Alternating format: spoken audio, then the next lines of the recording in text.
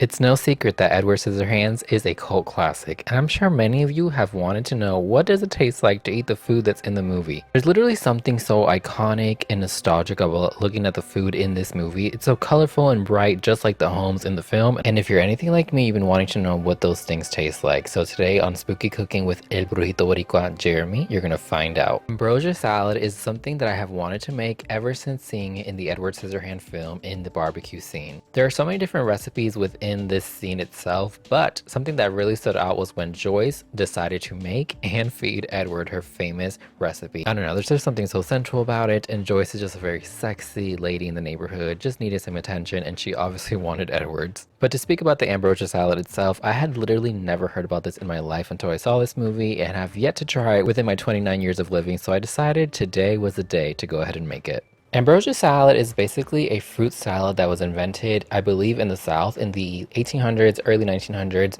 and essentially it's a fruit salad with sour cream, marshmallows, pecans or pecans, and sour cream. It comes together really easily. Basically what you're going to do is combine your sour cream with your whipped cream and give that a good mix. Once that's ready to go, you can go ahead and add in all your fruits, which I decided to go the authentic route with pineapples, dark cherries, mandarins, maraschino cherries, pecans or pecans, and marshmallows. I decided not to add the coconut shreds because I am not a fan of coconut, but you can go ahead and add that if you would like to. Give that a good mix. I wanted this to match just like the movie, so I decided to add the dark cherry juice, and it created the perfect purple color just like the movie. I made this just for you, Edward. Or myself. You can set this in the fridge for a couple hours. I think I set mine for around 3 or 4 hours, and then once you're ready to eat it, it is so fluffy, so delicious. I decided to go ahead and give it another mix just to get it really well combined again, to make sure all the juices and anything that went to the bottom get incorporated back into the mixture, and then you can go ahead and serve this. Friends, look how fluffy this is. I was really impressed, and I cannot believe I've waited so long to make this. And of course you can eat this as is, but I decided to make it a little bit fancy for this video, and I added some more whipped cream on top, some candied pecans, and a strawberry to garnish, which you can also add strawberries to this mixture if you would like to. And friends, look how beautiful this looks. I can see why Joyce made this for Edward. It is so sexy. And apparently Joyce had all the most delicious recipes and brightest recipes in this movie, because there's another one which includes her pink lemonade that she made for Edward, which looks so refreshing on this hot day where he's landscaping, but apparently his stomach wasn't in the mood for it. But I promise you, friends, you're going to love this recipe on a hot day. What we're going to do is get some lemon and lime, so we're going to go ahead and juice them. You can do as many or as little as you would like. It's depending on your flavor and your taste bud. We're then going to add some grape juice for, of course, the pink color, and some sweetener of your choice to sweeten this up because it is very citrusy and bitter. Then you can go ahead and add those lemon and limes into the juice itself, and then put this in the fridge to cool down. These make some really delicious juices as is, but you can also add some club soda to this to make it a mocktail. In Puerto Rico, we call these pinchos, but they're also known in English as shish kebabs. And one of the most iconic scenes that I remember from the Edward Scissorhands movies is, of course, him using his literal fingers, which are scissor hands, to make the pinchos or shish kebabs. So we're going to go ahead and make some. But if you look at the movie closely, you can see that they don't really look that well seasoned, and I'm Puerto Rican, so we're going to add some flavor to this. I wanted these to look similar to the ones that are in the movie, so I added some sausage and mixed veggies. But of course, we don't know what the seasonings are, so I went ahead and added the flavors that I would like. I'll add the ingredients down below. But essentially, it's mixed peppers, some sazon. I also added some cilantro and limon marinade and some olive oil and gave this a good mix. Once that's all combined and nicely seasoned, I'm going to go ahead and add these onto some sticks. Use chopsticks because I didn't have any shish kebabs and I was trying to use what I had on hand. Then you go ahead and grill these on your barbecue or in your toaster oven and get them nicely roasted, and they look so pretty once they're done. For the last meal, I wanted to do something that was a full meal, and if you look at the movie, there aren't too many full meal scenes, but there are two, I believe, which they're sitting at the dinner table, but they look very bland, friends. I was not excited to make this recipe at all, but I wanted to stay true to this video and make a full complete meal, and so I decided to make what I can see in this scene. All right, friends, you're gonna go ahead and grab your cauldron, and I don't eat meat, so I'm using some vegan beef slices that need to be rehydrated. I'm gonna be rehydrating this with some no chicken broth. Basically, it's a veggie broth that tastes like fake chicken. I don't know, it's really good, but also I burnt the shit out of myself, so be careful when you're doing this, or just do it on your stove and not in your hand.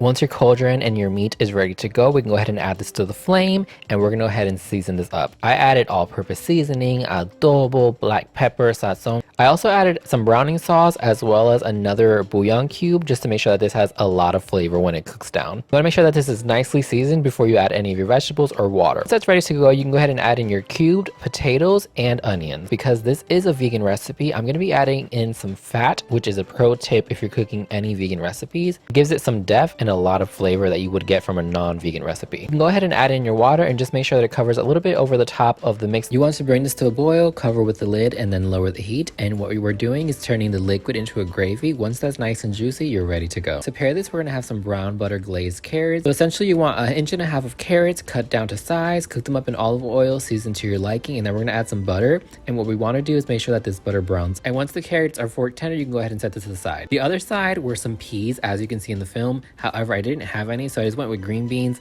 butter, salt, and pepper, and that's good to go. There was also a tomato and lettuce salad with a side of toast, which made no sense to me. Friends, once I plated this, I felt like I was literally sitting down at the table with the family and Edward, and this just felt so iconic. I was really in heaven when I saw this. Look at this feast, friends. I had so much fun creating all of these nostalgic recipes, and I felt like it was in a Tim Burton film.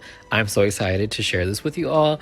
But right now, friends, it's taste test time. So let's go ahead and try everything, and I'm gonna give you my rating and my thoughts. First up, we have our pink lemonade mocktail. I think adding club soda to this brings it to the next level. I honestly loved the idea of doing grapefruit with lemon and lime and adding some sweetener to this. It just brings this up a notch, and it's nothing like pink lemonade. It's so much better. I'm gonna rate this like an 8 out of 10. I really enjoyed it, and I would make it again. The pinchos, friends. I think I seasoned this to the gods because it was so delicious, nice and roasted. I'm gonna rate this 10 out of 10. I really enjoyed this recipe. Now for the dinner scene, I don't know, friends. I really liked it. It's a brown ass plate, I'm not gonna lie. It's really brown. It reminds me of like a microwavable TV dinner from like the early 2000s, 90s. I mean, I do enjoy vegan meat and potatoes and like veggies on the side, but it's just a very brown meal, and I felt like I was literally sitting at the dinner table with them because it was so brown and plain and boring, but it was really delicious. I'm gonna rate this like a 7 out of 10. It was really good. I would make it again. It's just not something that I would gravitate towards. And last but not least, the most infamous recipe that has made me want to make these recipes for the longest, the ambrosia salad. Joyce's ambrosia salad was the most iconic thing in my memory of Edward Scissorhands, and I needed to make this recipe, and I'm so glad I did because I'm rating this a 10 out of 10, friends. I'm gonna be telling more people about ambrosia salad because honestly, I think it's something that is so easy to make. It's honestly such a perfect party dish. You can add whatever fruits you would like in there to make it all kinds of flavors. I loved it. I will definitely make this again. Again, 10 out of 10. Highly recommend it. I love this dish. It is definitely my favorite one from everything that I made, and I'm so glad that it lived up to the hype of my memories of this film because I really just enjoyed it. I will definitely make this again. I'm obsessed with ambrosia salad. Thank you, Joyce. All right, you ghouls, ghosts, and goblins, I am gonna head out of here because I am stuffed after all this excitement and all this delicious food. If you enjoyed this video and you want to see more spooky recipes con el brujito boricua Jeremy Serrano of La Comida Jeremy, make sure you subscribe to the channel to stay connected. Also, be sure to check out my website, Instagram, and TikTok, anywhere you can find La Comida Jeremy. And if you want to see more recipes like this one, friends, let me know what other spooky things you would like to see down below in the comments, and also let me know which movie you think is gonna be next, because I'm very excited for the next one. Keep it very spooky, and I'll see you all in the next one. Te quiero mucho!